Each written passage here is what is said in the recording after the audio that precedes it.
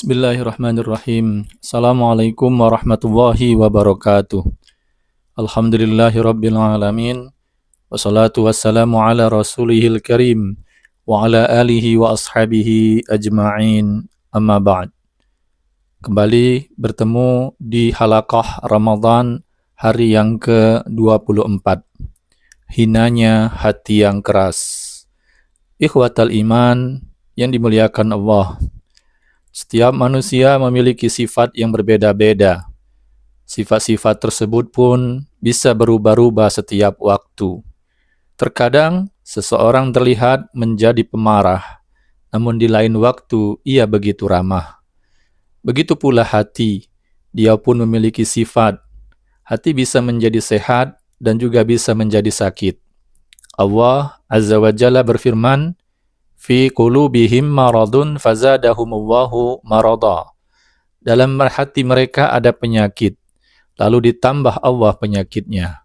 Al-Baqarah ayat 10. Hati juga bisa menjadi lembut, namun ia juga bisa menjadi sekeras batu.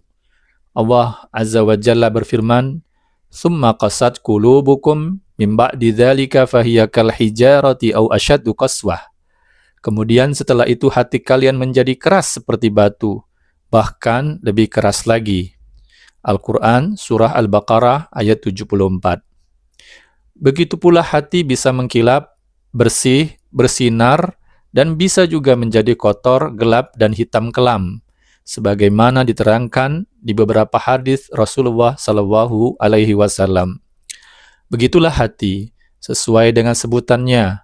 Dalam bahasa Arab, hati adalah qalbun, berasal dari akar kata qalaba, yang berarti membalikkan, mengganti, berubah-ubah, dan berbolak-balik. Sebagaimana firman Allah dalam Al-Quran Surah An-Nur ayat 44. Yuqallibullahu al-laila wan-nahar, inna fi dzalika la'ibratan liulil absar. Allah mempergantikan malam dan siang. Sesungguhnya pada yang demikian itu terdapat pelajaran yang besar bagi orang-orang yang mempunyai penglihatan. Oleh karena itu, ikhwatal iman, rahimakumullah, sebisa mungkin seorang muslim memperhatikan kondisi hatinya setiap saat. Jangan sampai menjadi hati yang keras atau mulai mengeras sehingga hatinya nanti akan menjadi keras dan sulit menerima kebenaran. Na'udzubillahi min dzalik. Ya, hati bisa berubah-ubah dan sekaligus menjadi barometer yang menentukan kondisi seseorang, baik ataukah buruk. Sebagaimana disabdakan Nabi SAW, "Ala wa inna fil jasadi mudghah, idza saluhat saluhal jasadu kulluh, wa idza fasadat fasadal jasadu kulluh, ala wa hiya al-qalbu." Ingatlah bahwa di dalam jasad itu ada segumpal daging. Jika ia baik, maka baik pula seluruh jasad. Jika ia rusak, maka rusak pula seluruh jasad. Ketahuilah bahwa ia adalah hati. Hadis riwayat Bukhari dan Muslim. Ikhwatal iman, ketika mengomentari hadis ini, Syekh Saleh Al-Munajjid hafizahullah ta'ala mengatakan, hati merupakan rajanya anggota badan, dan sisanya adalah pasukannya. Maka bersama dengan hal ini, sebuah pasukan akan mengikuti rajanya, menjadi pengikutnya dalam kesetiaan, melaksanakan segala macam perintahnya, tidak menyelisihinya dalam segala macam perkara. Dengan demikian, jika tuannya dalam kebaikan, maka pasukannya berada dalam kebaikan pula. Sedangkan apabila rajanya dalam keburukan, maka pasukannya akan ikut dalam keburukan.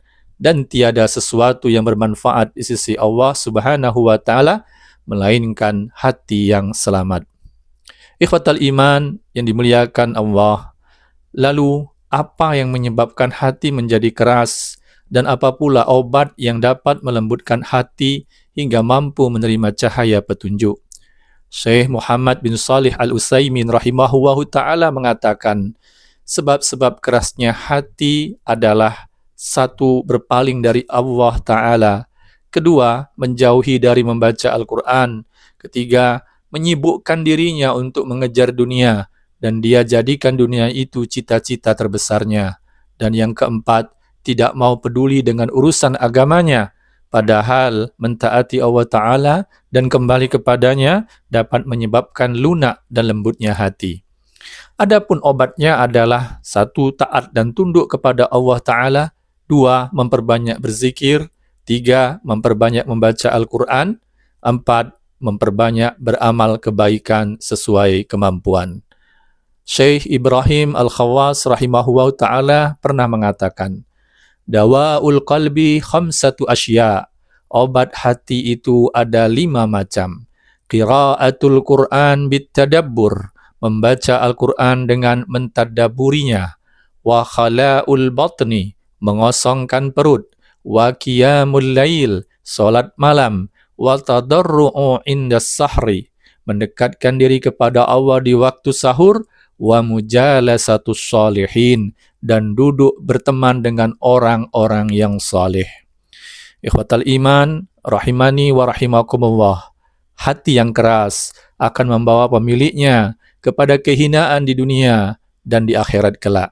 Allah Ta'ala berfirman, وَلَقَدْ ذَرَأْنَا لِجَهَنَّمَ كَثِيرًا مِنَ الْجِنِّ وَالْإِنسِ لَهُمْ قُلُوبٌ لَا يَفْقَهُونَ بِهَا وَلَهُمْ أَعْيُنٌ لَا يُبْصِرُونَ بِهَا وَلَهُمْ آذَانٌ لَا يَسْمَعُونَ بِهَا أُولَئِكَ كَالْأَنْعَامِ بَلْ هُمْ أَضَلُّ أُولَئِكَ هُمُ الْغَافِلُونَ.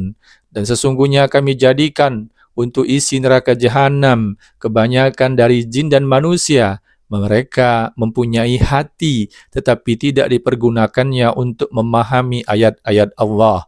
Dan mereka mempunyai mata tetapi tidak dipergunakannya untuk melihat tanda-tanda kekuasaan Allah.